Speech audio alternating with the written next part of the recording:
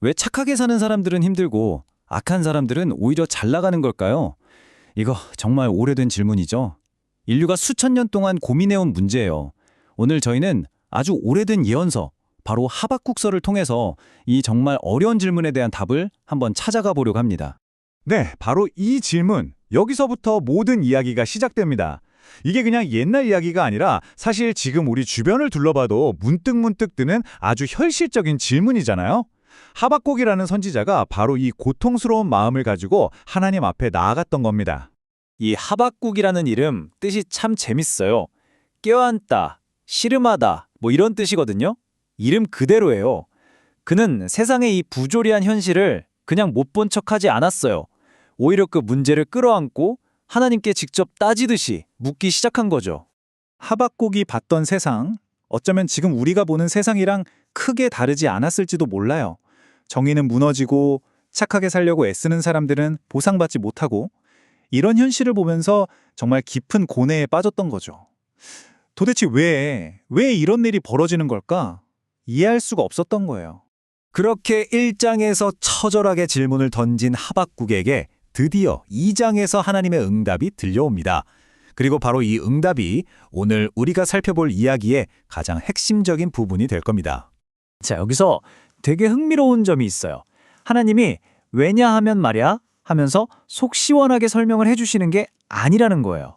그 대신에 근본적으로 완전히 다른 두 가지 삶의 방식, 그러니까 두 갈래의 길을 딱 보여주십니다.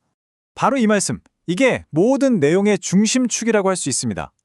여기서 하나님은 두 종류의 사람을 아주 선명하게 대조하고 계시죠. 한쪽은 마음이 교만으로 부풀어 오른 사람, 다른 한쪽은 오직 믿음으로 사는 의인입니다.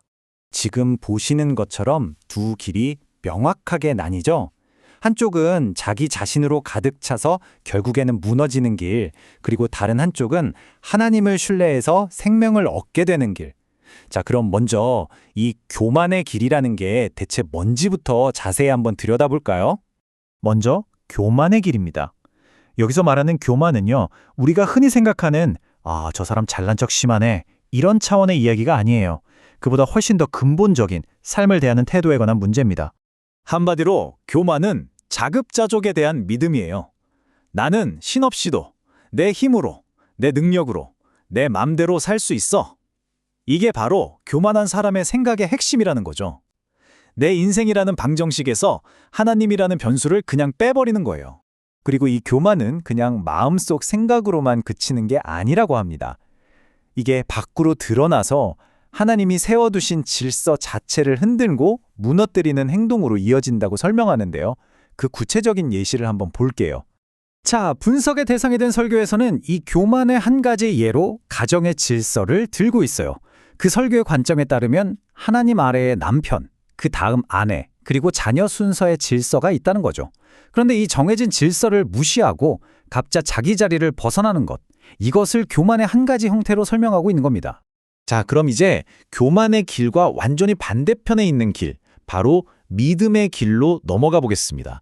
이 길은 나 자신을 믿는 게 아니라 절대적인 존재를 신뢰하는 데서 시작합니다. 여기가 정말 핵심인데요. 믿음이라는 건 그냥 기분 좋은 느낌이나 어떤 확신 같은 게 아니라는 거예요.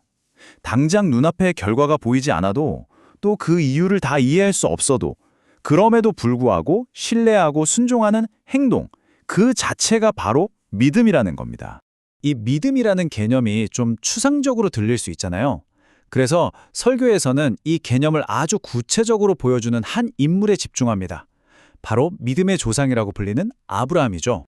아브라함의 인생을 쭉 따라가 보면요, 정말 믿음에 대한 시험의 연속이었어요. 정든 고향을 떠나라는 명령부터 시작해서 도저히 인간의 생각으로는 불가능해 보이는 약속, 그리고 마침내 그 약속으로 얻은 가장 소중한 아들마저 바치라는 정말 상상할 수 없이 가혹한 명령에 이르기까지 그의 순종은 계속됩니다. 설교 내용의 정점은 바로 이 부분에 대한 해석이에요. 설교에서는 아브라함이 이 엄청난 명령에 대해 아내 사라에게 알리지 않았다고 말합니다. 왜냐하면 만약 아내와 상의했다면 그 인간적인 마음 때문에 하나님의 명령을 따르지 못했을 거라고 판단했다는 거죠. 그래서 그는 오직 하나님의 명령에 절대적으로 순종하는 그 길 하나만을 선택했다는 겁니다. 자, 그럼 이제 다시 처음에 하박국에게로 돌아와 보죠.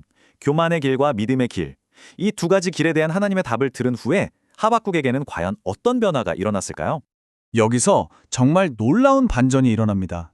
악한 사람들은 여전히 잘 나가고 세상은 하나도 바뀌지 않았어요. 그의 상황은 그대로예요. 그런데 하박국 그 자신은 완전히 다른 사람이 되어버렸습니다.